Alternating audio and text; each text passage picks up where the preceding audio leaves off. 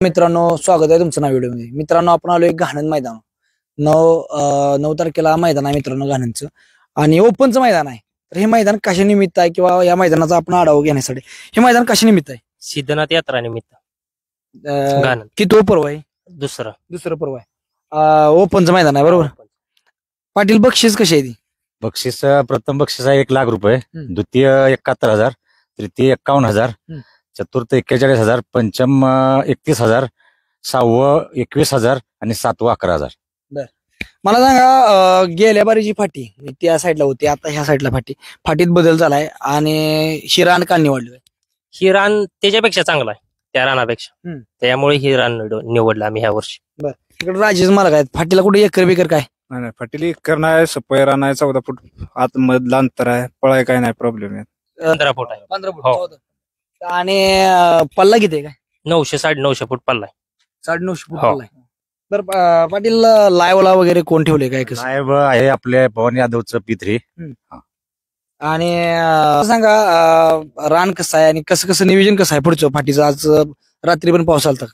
पावसाची काय अडचण नाही, पाऊस जरी आला तरी काय अडचण नाही फाटीला पळण्यासारखी.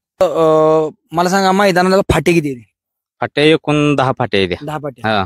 आणि आजूबाजूला विहीर वडा नाला काय? काही सुद्धा नाही, डाम नाही, विहीर नाही, काही सुद्धा नाही, सगळीकडे मोकळच आहे. आणि पुढं किती अंतर आहे मग? पुढं 1,000-1,200 फूट आहे रनिंग पुढचं. पुढचं आता मला सांगा, कसं आहे पुढचं नियोजन आता फाट्याचं किंवा म्हणजे अजून निकाल रेषे आखली नाही.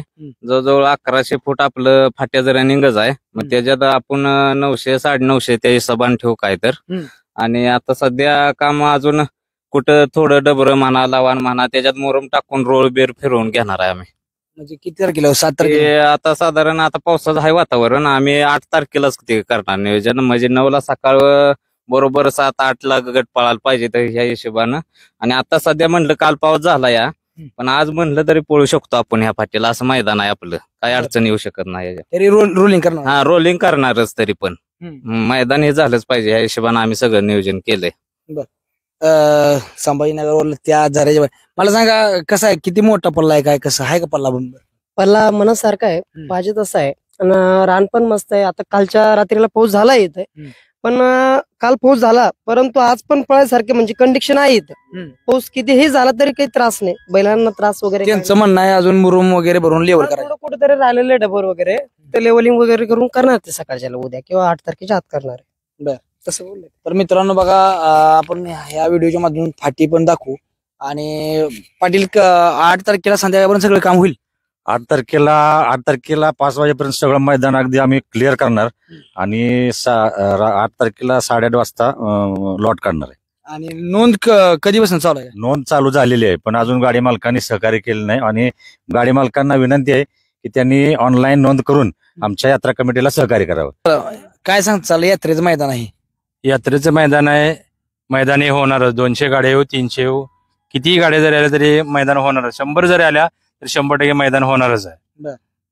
चला मित्रांनो बघा, त्यांचं म्हणणं आहे यात्रेचं मैदान आहे, की जरी गाड्या कमी येऊ जास्त येऊ, त्याला गाड्याचं काही देणं घेणं नाही त्यांना.